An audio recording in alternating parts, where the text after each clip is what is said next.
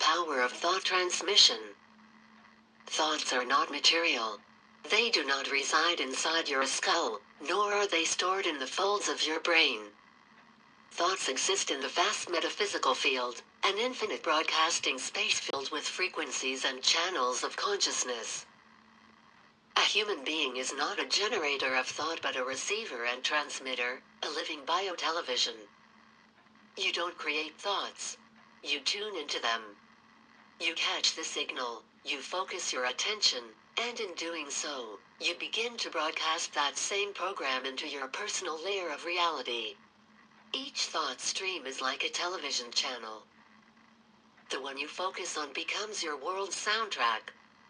Most people live unconsciously, hypnotized by the shows that happen to be playing.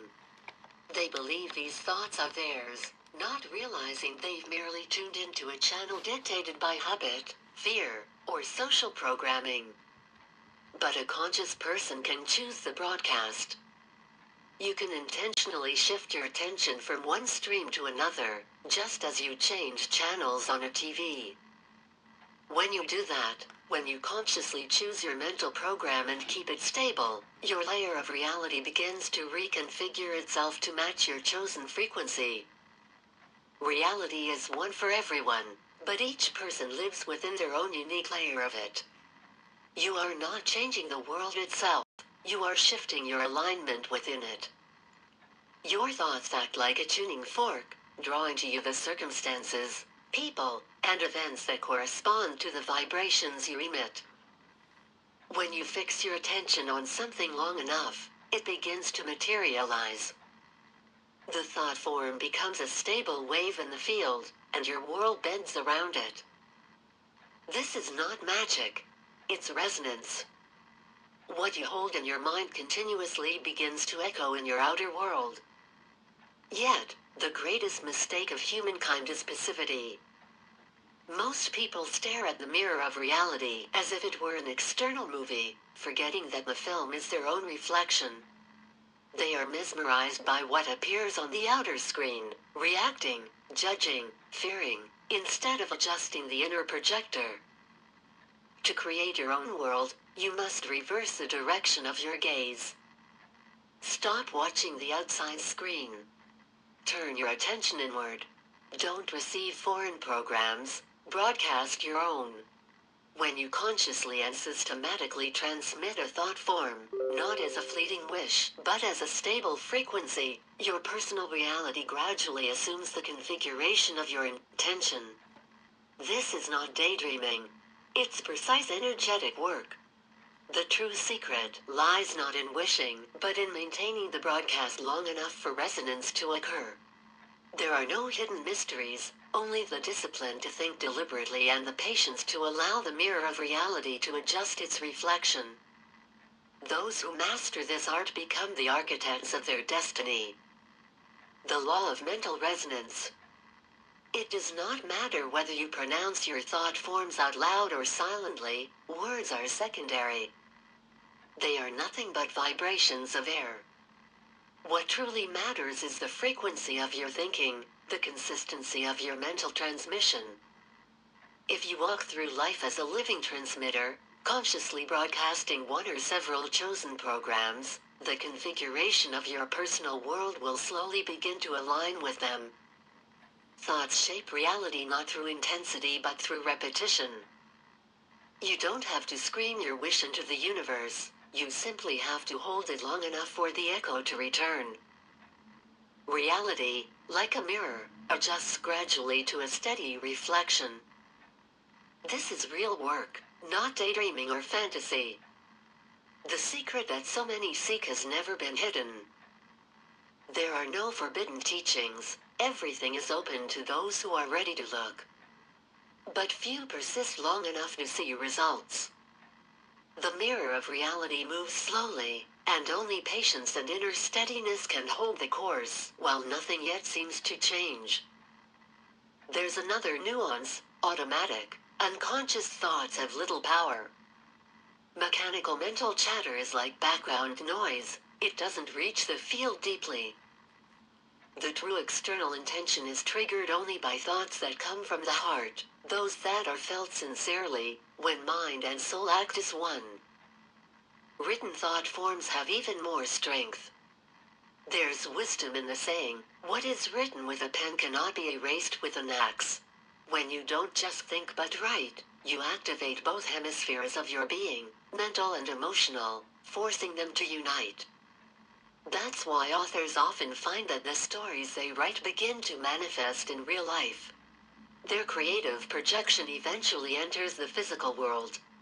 Words are not just symbols, they are energetic codes. Letters written with emotion, especially when addressed to someone, carry amplified power. A written message is thought squared. That's why one should handle communication carefully. Every message, every comment, every emotional impulse is a frequency being sent into the field. Look around online, the world is full of angry broadcasts. People spill their resentment, criticism, or hostility, not realizing that these waves will return to them multiplied. It's like throwing dirty water into the wind, it always splashes back. Energy never disappears. It circles back, sometimes in a stronger form. People fail to see the chain of cause and effect, so they keep scattering emotional garbage across their own reality layer. It's simply unwise to throw a destructive boomerang. Instead of leaving stains, leave flowers. Send out words of support, gratitude, or kindness. Even when you feel irritation or anger, you can flip the switch, transform the energy. A kind message resonates just as strongly as an angry one but returns with light instead of pain. Remember, the boomerangs of love and good will always return, sometimes at the most unexpected and miraculous moment. In the field of reality, everything operates by resonance. What you radiate, you receive. Thus, there are 4 main techniques to transform your layer of reality. The configuration file, the ray of attention, the inner projector, and the boomerang. When you master these, you begin to reshape the field itself. Now, here's the real question, how do you configure your personal layer of reality?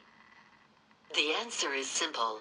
Take a sheet of paper and write down thought forms, a clear, concise vision of the world around you and your place in it. Just a few sentences, describing how you want to see it. For example, I care for my world, and my world cares for me. My world always arranges everything perfectly. I have nothing to worry about.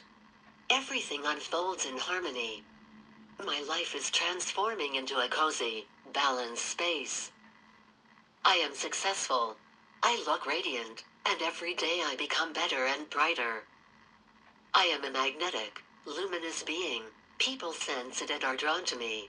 I am healthy, strong, intelligent, and full of energy. I handle every challenge easily.